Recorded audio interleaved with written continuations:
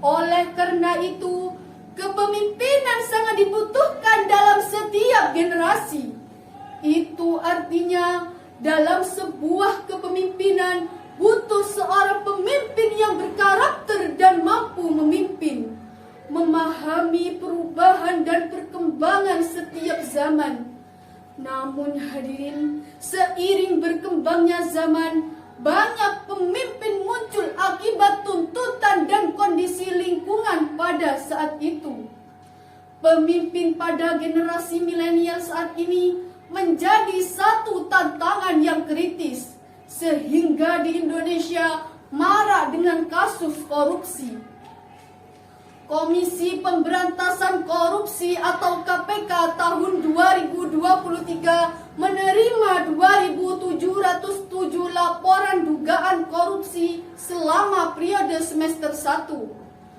Wakil KPK Johanis Tanak menjelaskan terkait terjadinya tindak pidana korupsi di kementerian, lembaga, atau pemerintahan daerah baik provinsi, kabupaten, maupun BUMN dan BUMD. Dalam catatan KPK, dari 2.707 laporan tersebut, ada 329 laporan yang tidak memenuhi tindak pidana korupsi. Kemudian 378 laporan diteruskan ke proses klarifikasi dan tersaring lagi menjadi 2.229 laporan yang lolos tahap verifikasi. Sebagai bangsa yang besar dan semakin diperhitungkan di kancah internasional, Indonesia memiliki banyak tantangan yang harus diselesaikan. Membangun Indonesia berarti membangun mental rakyatnya, sehingga revolusi mental pun lahir dan dicetuskan pemerintah sebagai gerakan yang masif.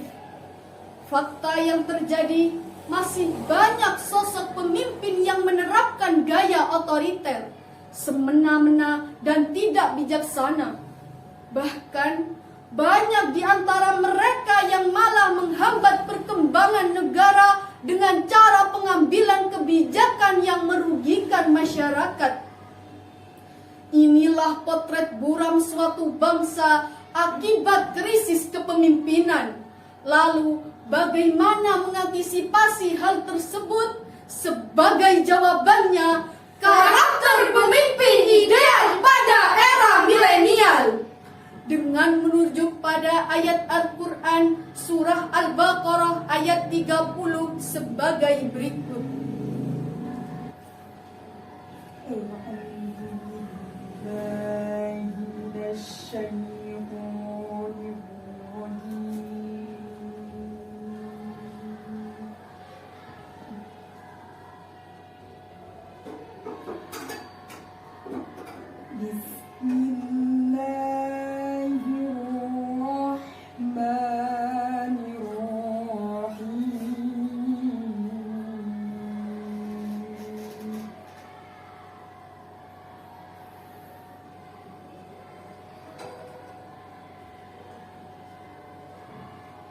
وَإِذْ قَالَ رَبُّكَ لِلْمَلَائِكَةِ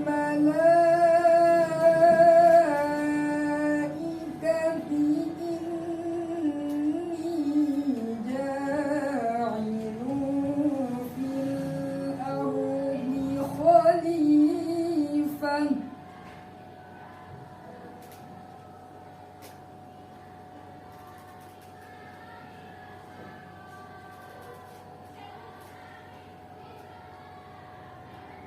قالوا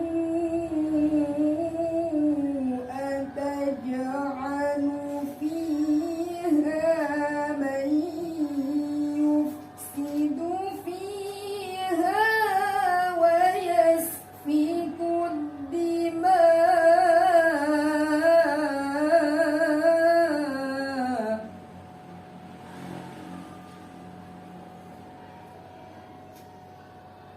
ونحن نسبح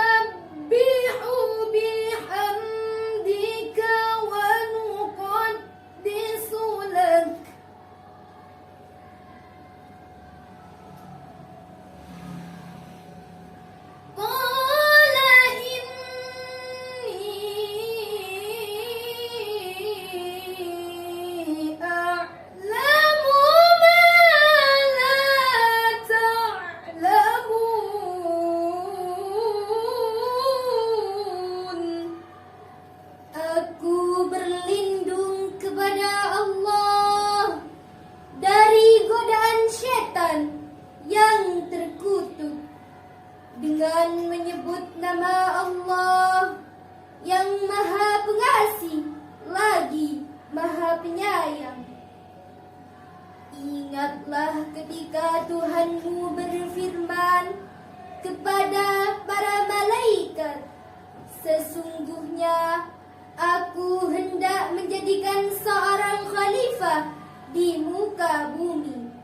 Mereka berkata, mengapa engkau hendak menjadikan seorang khalifah di muka bumi itu? Orang yang membuat kerusakan padanya dan menumpahkan darah. Padahal kami senantiasa bertasbih dengan memuji Engkau dan menyucikan Engkau. Tuhan berfirman, sesungguhnya aku mengetahui apa yang tidak kamu ketahui. Menurut Imam Ali As-Sabuni dalam karyanya Safwah At-Tafsir volume 1 halaman 41 baris ke-6 dari atas menjelaskan bahwa Allah menjadikan manusia sebagai khalifah, yakni pemimpin di muka bumi. Menurut kajian ilmu balaghah, ayat tersebut merupakan kalam al-khabari, yakni informasi ilahi bahwa manusia dipercaya oleh Allah sebagai pemimpin di muka bumi karena dianggap mampu dan amanah. Padahal Allah banyak menciptakan makhluk, ada malaikat, jin, setan, hewan, tumbuhan, dan makhluk lainnya. Tetapi Allah memberikan amanah kepemimpinan tersebut kepada para manusia. Namun, kita tidak bisa menutup mata untuk mengungkapkan suatu realitas yang membuat kalbu terasa pilu. Karena di balik semua itu, kita masih sering menemukan oknum-oknum pemimpin yang berotak cerdik, pandai berpolitik, Namun berjiwa licik, bermental picik, berperilaku munafik. janjinya membantu wong cilik, tapi nyatanya bikin rakyat panik karena urusan ekonomi semakin tercekik. Sebelum terpilih mengumbar janji, andai saya terpilih pendidikan gratis.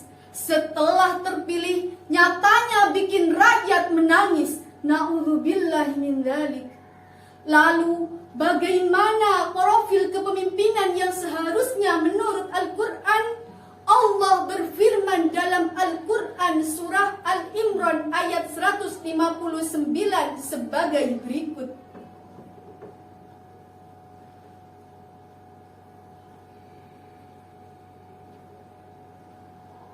فبما رحمة من الله لنت لهم ولو كنت فظا غليظ القلب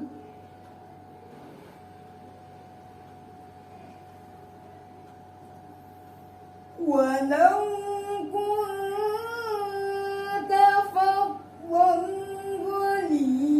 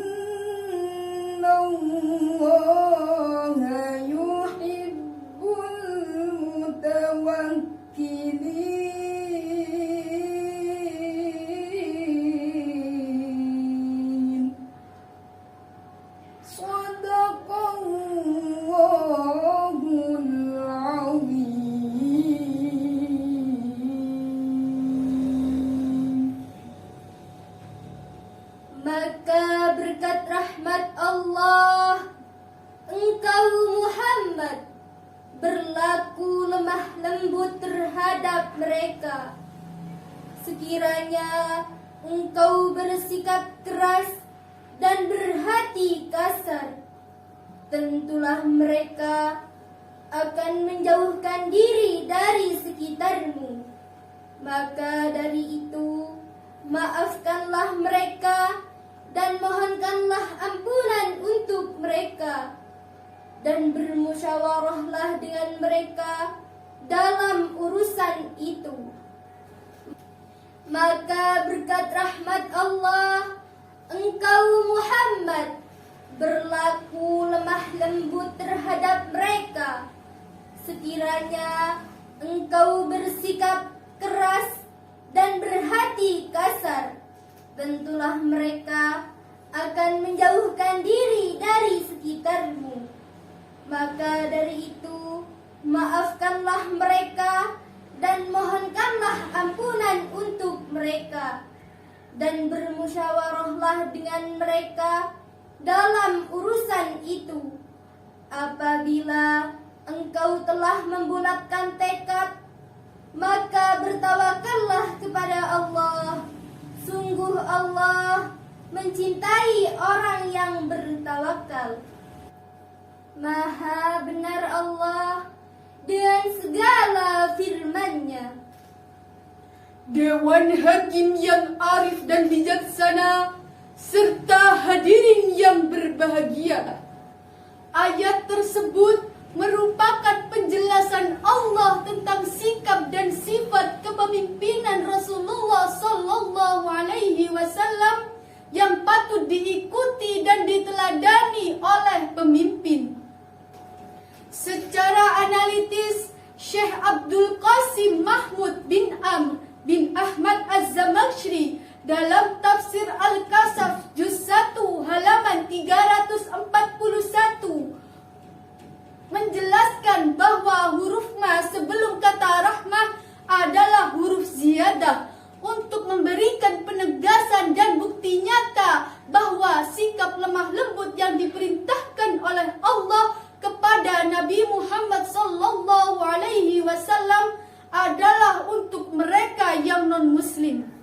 Untuk itu, melalui ayat tersebut, Allah memberikan pelajaran yang terperinci kepada Nabi Muhammad sallallahu alaihi wasallam dalam menjalankan kepemimpinannya. Dewan Hakim yang arif dan bijaksana serta hadirin yang berbahagia. Dikutip dari Nahkoda, Jurnal Ilmu Pemerintahan tahun 2021, volume 20, nomor 2, halaman 106 sampai 118, dijelaskan bahwa berbagai gaya kepemimpinan disesuaikan dengan yang dipimpinnya. Di dunia, jumlah generasi milenial tahun 2020 sebanyak 1,8 miliar orang atau sekitar 23% dari populasi global. Generasi milenial lebih besar ukurannya daripada kelompok dewasa yang lain. Kelompok milenial ini berada di sekitar umur yang kelahirannya berada pada awal tahun 1980-an sampai dengan pertengahan tahun 1990-an. Dengan generasi muda di Indonesia yang muncul begitu pesat, maka gaya kepemimpinan yang muncul pun harus menyesuaikan ritme dan pola yang tepat.